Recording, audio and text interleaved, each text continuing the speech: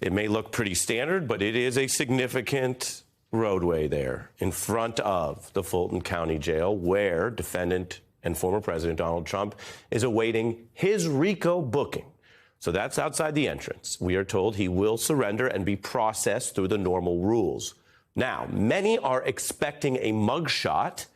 One way to think about it is this is a RICO case where there are co-defendants, and every other co-defendant up to this point has gone through the booking and gotten a mugshot.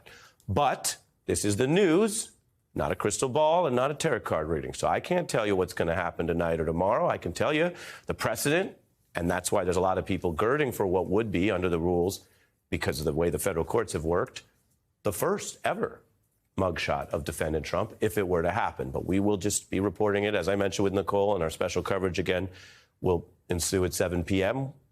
as this defendant faces his booking. The bond for defendant Trump, $200,000. There was another one of those mugshots, as mentioned. This is a new one.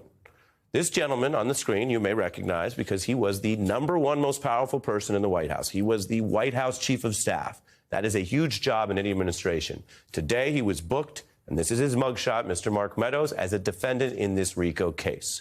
Like all other defendants, he is legally presumed innocent, but he is being put through the mugshot like anyone else.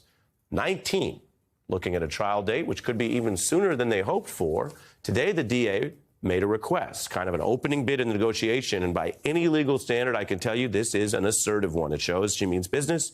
She wants to start the trial by October for all 19 defendants. That would be in about 60 days. Now, I say opening negotiating bid because we know legally from precedent, from past examples, that a big, sprawling RICO case with 19 defendants usually takes longer to prepare. We can do you one better tonight as we bring you recent precedents. There are pending RICO cases brought by this very DA that have taken longer than that. We can also tell you defendant Trump's team has filed a motion opposing that trial date, as is their right, and we expect that squabbling to continue on behalf of that defendant and others. Also, what Nicole Wallace just mentioned is part of our top story in the news tonight, a last-minute shakeup on Donald Trump's legal team, which is really interesting given that he had tapped a very experienced Georgia lawyer, Drew Findling, who we'd had on this very show, and today he swapped him out and swapped a new one in literally hours before the formal surrender tonight. Now, they haven't publicized the reasons for that switch, nor need they. Everyone has the right to not only counsel, but confidential counsel decisions if they want. This is Donald Trump's fourth indictment, but tonight is clearly different than the other three that you see on your screen. Instead of the court sketches or the brief photographers that we've been expecting and seen in these other cases, we are in a much more open and transparent system in Georgia. Indeed, if it goes by normal course, Trump's future Georgia court appearances would be televised, a contrast to the feds.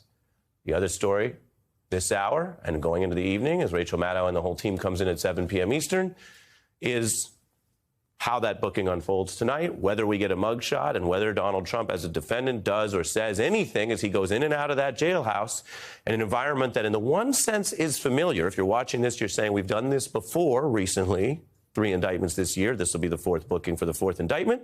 As you see some officers, this is a live shot, so we're seeing some officers pulling up here as they keep that area secure. So in one sense familiar, and in another sense quite distinct, because RICO cases are different, they're heavy, there's a lot of pressure, and never have Donald Trump's White House aides and lawyers been pulled in to any of his federal cases like this. With that in mind, we turn to a very experienced veteran federal prosecutor. David Kelly was the former U.S. attorney for the famed Southern District of New York, a distinction in his career that he shares with defendant Rudolph Giuliani, although I can't say there's much else in common with the two of you this year. And I should mention in full disclosure, as we always do, when I practiced law, Mr. Kelly was my boss. Welcome back, David. How are you? Nice to be with you. Let's start with what we're watching here. On the one hand, it's just a street in front of a jail. On the other hand, it is where Donald Trump faces what many see as his most sprawling criminal case. What's going to happen tonight? Well, first off, I think what you just described is surreal when you're talking about the former president of the United States. But it's pretty routine. So he'll pull in. He'll be escorted into a sally port at the jail facility, and then taken to a room where he'll be fingerprinted.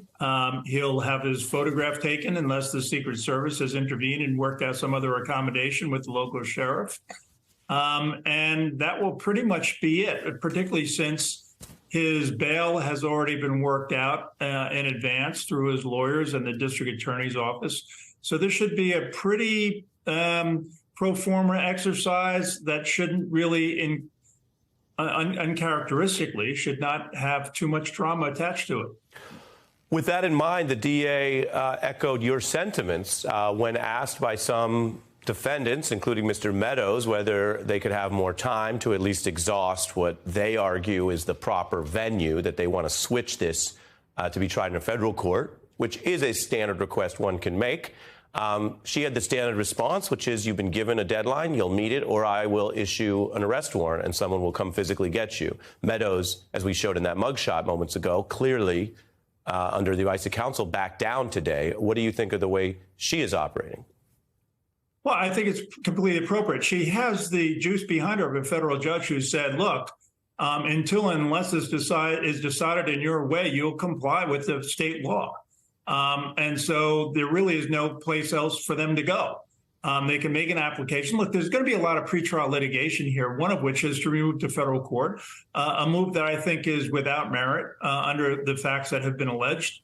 And there's going to be other motions as well, but this is the first one, and it's, maybe a delaying tactic, but it's already been preempted by the judge who says, you need to go forward and comply with state law. State law requires, among other things, that you be processed, and that's the first step in this whole dance. Yeah.